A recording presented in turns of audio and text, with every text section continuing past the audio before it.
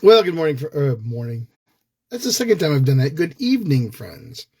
Let's do some extra reading tonight, shall we? We haven't read in a while. Let's start in Numbers chapter 18, and we'll read a couple of verses, a couple of chapters. Wow. Maybe we're not going to read tonight. I don't know. Numbers chapter 18. The Lord said to Aaron, "You, your sons, and your family are to bear the responsibility for offenses connected with the sanctuary, and you and your sons alone are to bear the responsibility for the offenses connected with the priesthood. Bring your fellow Levites from the ancestral tribe to join you and assist you when you and your sons minister before the tent of the covenant law. They are to be responsible to you and are to perform all the duties of the tent, but they must not go near the furnishings of the sanctuary or the altar. Otherwise, both they and you will die. They are to join you and be responsible for the care of the tent of meeting, all the work at the tent, and no one else may come near where you are. You are to be responsible for the care of the sanctuary and the altar, so that my wrath will not fall on the Israelites again. I myself selected you, your fellow Levites, from among the Israelites as a gift to you, dedicated to the Lord to do the work of the tent of meeting. But only you and your sons may serve as priests in connection with everything at the altar and inside the curtain. I am giving you the service of the priesthood as a gift. Anyone else who comes near the sanctuary is to be put to death." Then the Lord said to Aaron, "I myself have put you in charge of the offerings presented to me. All the holy offerings the Israelites give me, I give to you and your sons as your portion, your perpetual share. You are to have the part of the most holy offerings that is kept from the fire. From all the gifts they bring me as the most holy offerings, whether grain or sin or guilt offerings, that part belongs to you and your sons.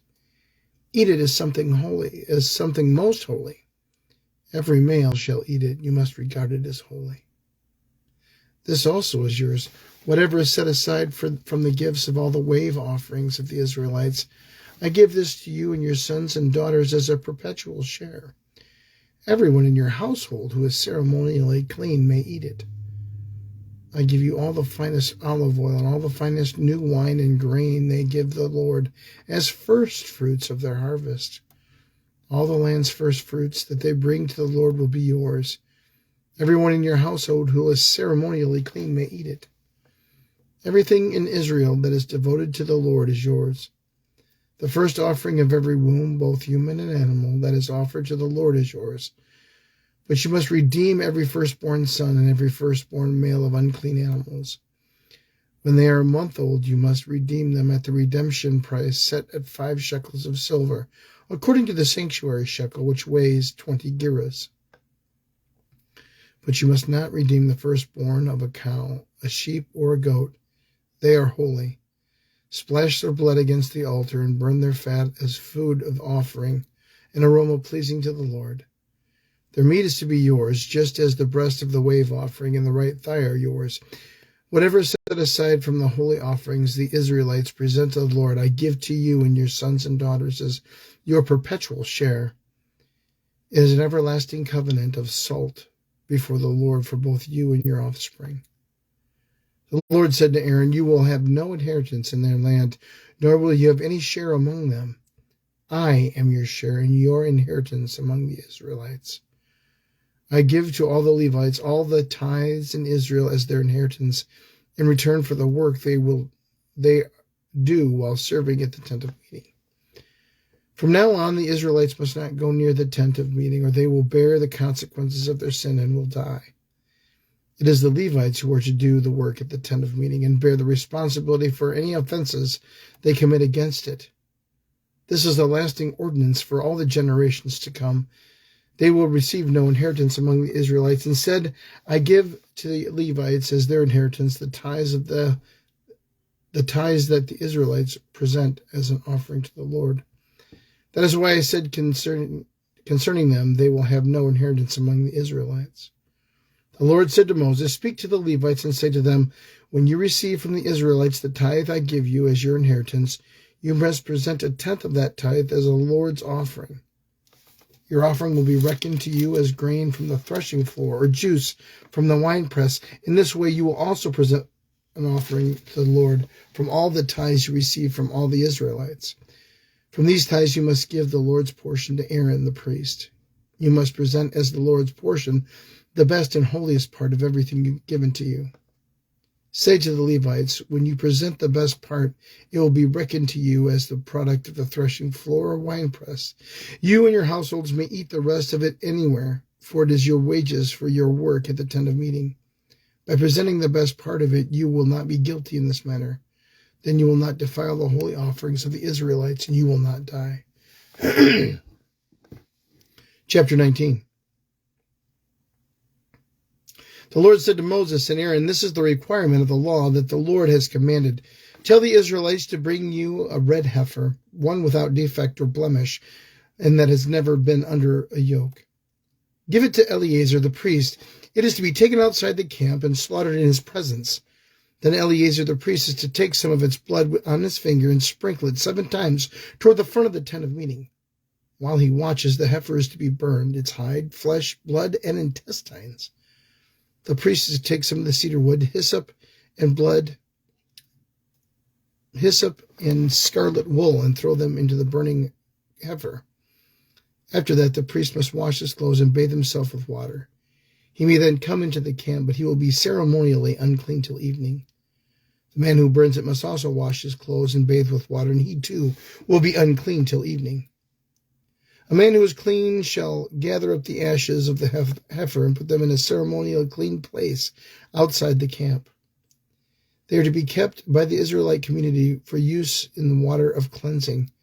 It is for purification from sin. The man who gathers up the ashes of the heifer must also wash his clothes, and he too will be unclean until evening. This will be the lasting ordinance both for the Israelites and for the foreigners residing among them. Whoever touches a human corpse will be unclean for 7 days. They must purify themselves with water on the 3rd day, and on the 7th day they will be clean. But if they do not purify themselves on the 3rd and 7th days, they will not be clean. If they fail to purify themselves after touching a human corpse, they defile the Lord's tabernacle. They must be cut off from Israel. Because the water of cleansing has not been sprinkled on them, they are unclean. Their uncleanliness remains on them. This is the law that applies when a person dies in a tent. Anyone who enters the tent and anyone who is in it will be unclean for 7 days. And every open container without a lid fastened on it will be unclean. Anyone out in the open who touches someone who has been killed with a sword, or someone who has died of a natural death, or anyone who touches a human bone or grave will be unclean for 7 days. For the unclean person, put some ashes from the burnt purification offering into a jar and pour water, fresh water, over them. Then the man who is ceremonially clean is to take some hyssop, dip it into the water, and sprinkle the tent and all the furnishings and the people who are in there. He must also sprinkle anyone who has touched a human bone or grave, or anyone who has been killed, or anyone who has died a natural death. The man who is clean is to sprinkle those who are unclean, and on the 3rd and the 7th days, and on the 7th day he is to purify them. Those who are being cleansed must wash their clothes and bathe with water, and that evening they will be clean.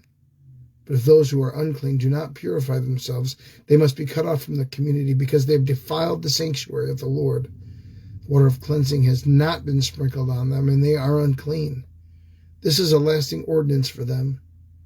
The man who sprinkles the water of cleansing must also wash his clothes, and anyone who touches the water of cleansing will be unclean till evening. Anything that is unclean, that an unclean person touches, becomes unclean, and anyone who touches it becomes unclean until evening. Chapter 20. In the 1st month, the whole Israelite community arrived at the desert of Zin, and they stayed at Kadesh, where Miriam died and was buried.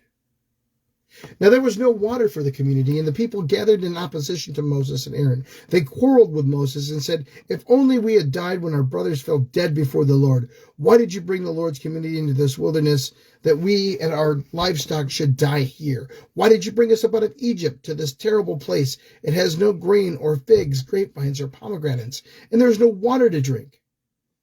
Moses and Aaron went from the assembly to the entrance to the tent of meeting and fell face down, and the glory of the Lord appeared to them. The Lord said to Moses, "Take the staff, and you and your brother Aaron gather the assembly together. Speak to that rock before their eyes, and it will pour out its water. You will bring water out of the rock for the community, so they will have livestock, so they and their livestock can drink." So Moses took the staff from the Lord's presence, just as he was commanded. He and Aaron gathered the assembly together in front of the rock, and Moses said to him, "Listen, you rebels, must we bring you water out of this rock?" Then Moses raised his arm and struck the rock twice with his staff. Water gushed out of it, and the community and their livestock drank. But the Lord said to Moses and Aaron, "Because you did not trust me enough to honor me as holy in the sight of all Israelites, you will not bring this community into the land I have given them." These were the waters of Meribah, where the Israelites quarreled with the Lord, where he was proved holy among them. Moses sent messengers from Kadesh to the king of Edom, saying, "This is what your brother Israel says. You know about the hardships that have come on us. Our ancestors went down to Egypt, and we lived there many years. The Egyptians mistreated us and our ancestors, but when we cried out to the Lord, he heard our cry and sent an angel, brought us out of Egypt. Now we are here at Kadesh, a town in the edge of your territory. Please let us pass through your country. We will not go through any field or vineyard or drink water from any well.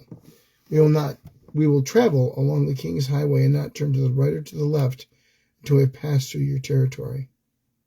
But Edom answered, "You may not pass through here. If you try, we will march out and attack you with a sword." The Israelites replied, "We will go along the main road, and if our livestock drink any of your water, we will pay for it. We only want to pass through on foot, nothing else." Again they answered, "You may not pass through." Then Edom came out against them with a large and powerful army. Since Edom refused to let them go through their territory, Israel turned away from them. The whole Israelite community set out from Kadesh and came to Mount Hor. At Mount Hor, near the border of Edom, the Lord said to Moses and Aaron, "Aaron will be gathered to his people. He will not enter the land I give the Israelites, because both of you rebelled against my command at the waters of Meribah. Get Aaron and his son Eleazar to take them up to Mount Hor. Remove Aaron's garments and put them on his son Eleazar, for Aaron will be gathered to his people. He will die there." Moses did as the Lord commanded. They went up Mount Hor in the sight of the whole community. Moses removed Aaron's garments and put them on his son Eleazar, and Aaron died there on top of the mountain. Then Moses and Eleazar came down from the mountain, and when the whole community learned that Aaron had died, all the Israelites mourned for him 30 days. Chapter 21. When the Canaanite king of Arad, who lived in the Negev, heard that Israel was coming along the road to Atharim, he attacked the Israelites and captured some of them. Then Israel made this vow to the Lord: "If you deliver these people into our hands, we will totally destroy their cities." The Lord listened to Israel's plea and gave the Canaanites over to them. They completely destroyed them and their towns, so the place was named Hormah. They traveled from Mount Hor along the route to the Red Sea to go around Edom, but the people grew impatient on the way. They spoke against God and against Moses and said, "Why have you brought us up out of Egypt to die in the wilderness? There is no bread, there is no water, and we detest this miserable food." Then the Lord sent venomous snakes among them. They bit the people, and many Israelites died. The people came to Moses and said, "We have sinned. We spoke against the Lord and against you. Pray that the Lord will take the snakes away from us." So Moses prayed for the people. The Lord said to Moses, "Make a snake and put it up on a pole. Anyone who is bitten can look at it and live." So Moses made a bronze snake and put it on the pole. When anyone was bitten by a snake and looked at the bronze snake, they lived. The Israelites moved on and camped at Oboth. Then they set out from Oboth and camped at Abarim on the wilderness that faces Moab toward the sunrise. From there they moved on and camped in the Zered Valley. They set out from there and camped alongside the Arnon, which is the wilderness extended into Amorite territory. The Arnon is the border of Moab, between Moab and the Amorites. That is where the book of the wars of the Lord says, Zahab and Zuphah in the ravines of Arnon, and the slopes of the ravines that lead to the settlement of Ar, and lie among the border of Moab. From there they continued on to Beer, the well where the Lord had said to Moses, Gather the people together, and I will give them water.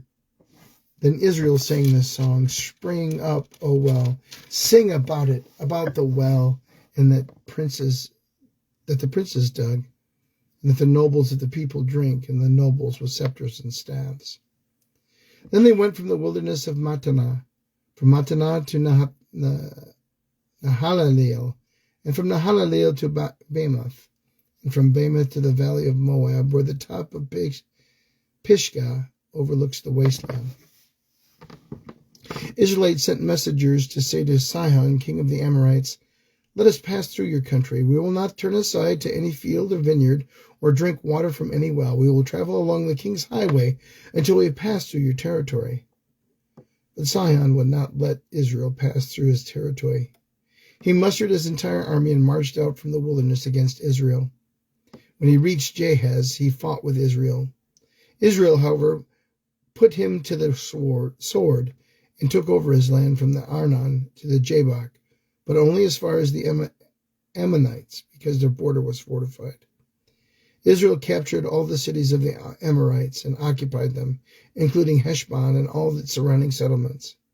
Heshbon was the city of Sihon, king of the Amorites, who fought against the former king of Moab and had taken it from him, all his land and all as far as the Arnon.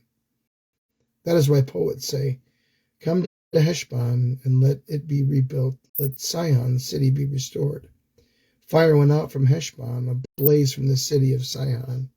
It consumed Ar of Moab, the citizens of Arnon's heights. Woe to you, Moab! You are destroyed, people of Shemesh. He has given up his sons as fugitive and his daughters as captives to Sihon, king of the Amorites. But we have overthrown them. Heshbon's dominion has been destroyed all the way to Dibon. We have demolished them as far as Nophah and have extended to Medeba. So Israel settled in the land of the Ammonites. After Moses had sent spies to Jazer, the Israelites captured its surrounding settlements and drove out the Amorites who were there. Then they turned and went up along the road to Bashan, and Og, king of the Bashan, and his whole army marched out to meet them in battle at Edrei. The Lord said to Moses, Do not be afraid of them, for I have delivered them into your hands, along with his whole army and his land. Do to him what you did to Sihon, king of the Amorites, who reigned in Heshbon. So they struck him down, together with his sons and his whole army, leaving them no survivors. And they took possession of his land. Chapter 22. Then the Israelites traveled to the plains of Moab and camped along the Jordan across from Jericho. Now Balak, son of Zippor, saw that all the Israel had done to the Amorites, and Moab was terrified because there were so many people. Indeed, Moab was filled with dread because of the Israelites. The Moabites said to the elders of Midian, This horde is going to lick up everything around us as an ox licks up the grass of the field. So Balak, son of Zippor, who was the king of Moab at the time, sent messengers to summon Balaam, son of Beor, who was at Pethor, near the Euphrates River, in his native land. Balak said, A people has come up out of Egypt. They cover the face of the land and have settled next to me. Now come and put a curse on these people, because they are too powerful for me. Perhaps then I will be able to defeat them and drive them out of the land. For I know that whatever you bless is blessed, and whoever you curse is cursed. The elders of Moab and Midian left, taking with them the fee for divination. When they came to Balaam, they told him what Balak had said. Spend the night here, Balaam said to him, and I will report back to you with the answer the Lord gives me. So the Moabite officials stayed with him. God came to Balaam and asked, Who are these men with you? Balaam said to God, Balak, son of Zippor, king of Moab, sent me this message. A people has come out of Egypt and covers the face of the land. Now come and put a curse on them. Perhaps then I will be able to fight them and drive them away. But God said to Balaam, do not go with them. You must not put a curse on those people because they are blessed. The next morning Balaam got up and said to Balak's officials, go back to your own country, for the Lord has refused to let me go with you. So the Moabite officials returned to Balak and said, Balaam refused to come with us. Then Balak sent other officials, more numerous and more distinguished than the first. They came to Balaam and said, this is what Balak, son of Zippor, says, do not let anything keep you from coming to me, because I will reward you handsomely to do whatever you say. Come and put a curse on these people before me. But Balaam answered, even if Balak give me all the silver and all the gold in his palace, I could not do anything, great or small, or to go beyond the command of the Lord my God. Now spend the night here so that I can find out what else the Lord will tell me. That night God came to Balaam and said, since these men have come to summon you, go with them, but do only what I tell you to.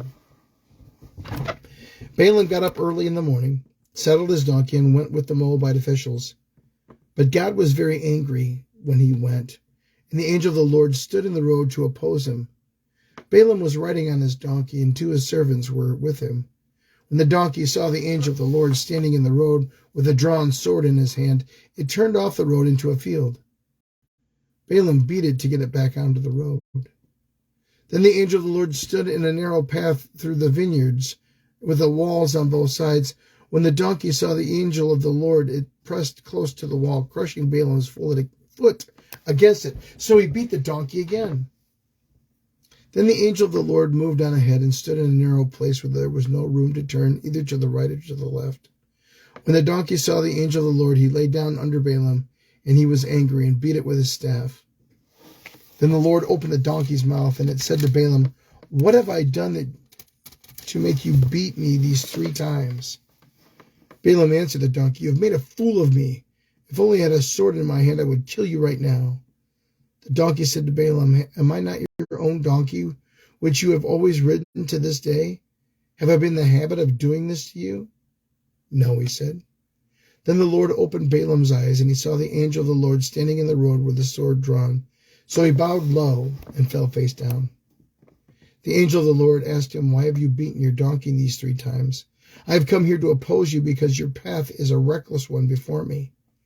The donkey saw me and turned away from me these 3 times. If it had not turned away, I would have certainly killed you by now, and I would have spared it. Balaam said to the angel of the Lord, I have sinned. I did not realize you were standing in the road to oppose me. Now if you are displeased, I will go back. The angel of the Lord said to Balaam, go with the men, but speak only what I tell you. So Balaam went with Balak's officials. When Balak heard that Balaam was coming, he went out to meet him at the Moabite town on the Arnon's border at the edge of his territory. Balak said to Balaam, did I not send you an urgent summons? Why didn't you come to me? Am I really not able to reward you? Well, I have come to you now, Balaam replied, but I can't say whatever I please. I must speak only what God puts into my mouth. Then Balaam went with Barak and Kiriath-Huzoth. Balak sacrificed cattle and sheep and gave some to Balaam and his officials who were with him. The next morning Balak took Balaam up to Bamoth Baal, and from there he could see the outskirts of the Israelite camp. How about one more chapter? Chapter 23. Balaam said, build me 7 altars here and prepare 7 bulls and 7 rams for me. Balak did as Balaam said, and the 2 of them offered a bull and a ram on each altar. Then Balaam said to Balak, stay here beside your offering while I go aside. Perhaps the Lord will come to meet with me. Whatever he reveals to me, I will tell you. Then he went off to a barren height. God met with him, and Balaam said, I have prepared 7 altars, and on each altar I have offered a bull and a ram. The Lord put a word in Balaam's mouth and said, go back to Balak and give him this word. So he went back and found him standing beside his offering with all the Moabite officials. Then Balaam spoke this message. Balak brought me from Aram, the king of Moab, from the eastern mountains.